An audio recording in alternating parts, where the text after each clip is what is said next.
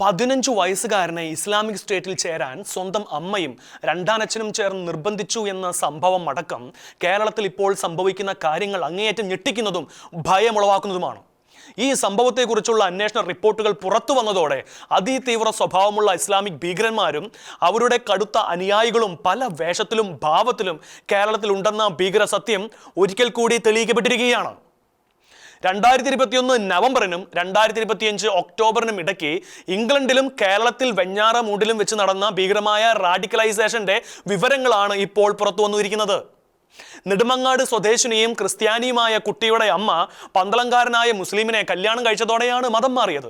അമ്മയ്ക്ക് UK-യിൽ നഴ്സ് ജോലി ലഭിച്ചതോടെ തട്ടുകട നടത്തിയിരുന്ന അച്ഛനോടൊപ്പം UK-യിൽ എത്തുകയും അവിടെ കുടുംബ സുഹൃത്തിന്റെ UK-യിലുള്ള അനിയൻ വന്ന് താമസമാക്കുകയും ചെയ്തതോടെയാണ് ഇസ്ലാമിക് സ്റ്റേറ്റ് റിക്രൂട്ട്മെന്റിന്റെ കെണികൾ ഓരോന്നായി പുറത്തു വന്നു തുടങ്ങിയത്. ടെസ്റ്റ് എഴുതുവാൻ ഇംഗ്ലണ്ടിൽ വന്നു എന്ന് പറയപ്പെടുന്ന ഇയാൾ ഒരു പണിക്കും പോയിരുന്നില്ല. എന്നാൽ ദുരൂഹമായ യാത്രകൾ ഇയാൾ പതിവാക്കിയിരുന്നു. ക്രമേണ തീവ്രവാദ ആശയങ്ങൾ അമിതമായി പഠിപ്പിക്കുവാൻ തുടങ്ങി. ഇതിനെ എതിർത്ത് അച്ഛൻ അയാളുമായുള്ള ബന്ധങ്ങൾക്ക് തടയിട്ടെന്നും എന്നാൽ അമ്മ അയാളുമായുള്ള ബന്ധം തുടരുകയും അച്ഛനുമായി അകന്ന് അയാൾക്കൊപ്പം കഴിയുകയും ചെയ്തതോടെയാണ് ISIS-ലേക്ക് തന്നെ ചേർക്കുവാനുള്ള അതിശക്തമായ സമ്മർദ്ദങ്ങളും നിർബന്ധങ്ങളും ഉണ്ടായതെന്നും ഒരിക്കൽ തന്നെ ഒരു സ്ഥലത്തേക്ക് കൊണ്ടുപോയി അവിടെ താടി വളർത്തിയ കുറേ പേർ ഉണ്ടായിരുന്നുവെന്നും അവർ അറബിയിൽ എന്തൊക്കെയോ സംസാരിച്ചതൊന്നും തനിക്ക് മനസ്സിലായില്ലെന്നും എന്നാൽ തോക്കിനെ കുറിച്ചും മറ്റും സംസാരിച്ചതായി തോന്നിയെന്നും 16-കാരൻ ആറ്റിങ്ങൽ DYSP അടക്കമുള്ള പോലീസ് ഓഫീസർമാർക്ക് മൊഴി നൽകിയിരിക്കുകയാണ്. പ്രത്യേകതരം സ്കാർഫ് വാങ്ങിക്കൊണ്ടുവന്ന് മൂക്കും വായും ചുറ്റിക്കെട്ടുകയും തലയിലൂടെ ചുറ്റിക്കെട്ടുകയും ചെയ്തിട്ട് അതിൻ്റെ ഫോട്ടോ എടുക്കുകയും ആ ഫോട്ടോകളൊക്കെ ആർക്കൊക്കെയോ അയച്ചു കൊടുക്കുകയും കൂടാതെ ISIS-നെ പ്രകീർത്തിക്കുന്ന പാട്ടുകൾ വെച്ച് തങ്ങളെ മോട്ടിവേറ്റ് ചെയ്യാൻ ശ്രമിക്കുകയും മറ്റൊരു ഘട്ടത്തിൽ സിറിയയിലേക്ക് പോകുവാൻ തന്നെ ശക്തമായി പ്രേരിപ്പിക്കുകയും അങ്ങനെ നിന്നെ കൊണ്ട് പ്രയോജനം ഉണ്ടാകട്ടെ എന്ന് പറയുകയും ചെയ്തു.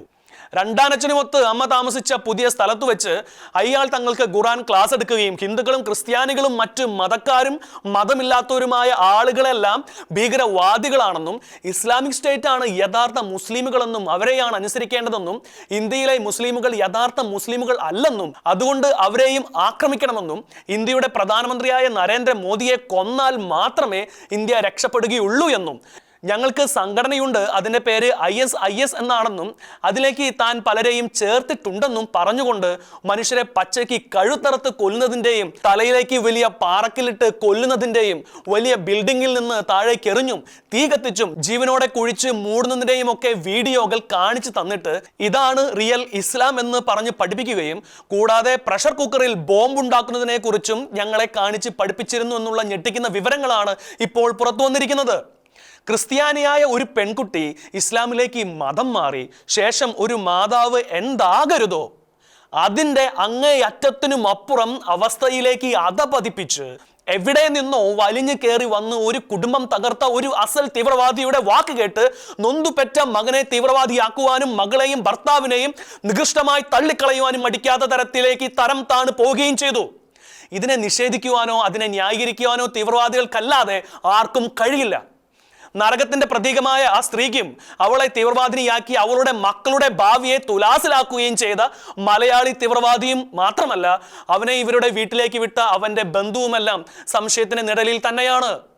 കേരള പോലീസ് അന്വേഷണം ശക്തമാക്കിയാൽ പല തെളിവുകളും ചരിത്രത്തിലേക്ക് തന്നെ തിരോഭവിച്ചേക്കാമെന്നതിനാൽ NIA-യും സമാന്തരമായ അന്വേഷണത്തിലാണ്. കേരളത്തിൽ നടക്കുന്ന പല തെളിവുകളും താമസിയാതെ പുറത്തു വന്നേക്കാം.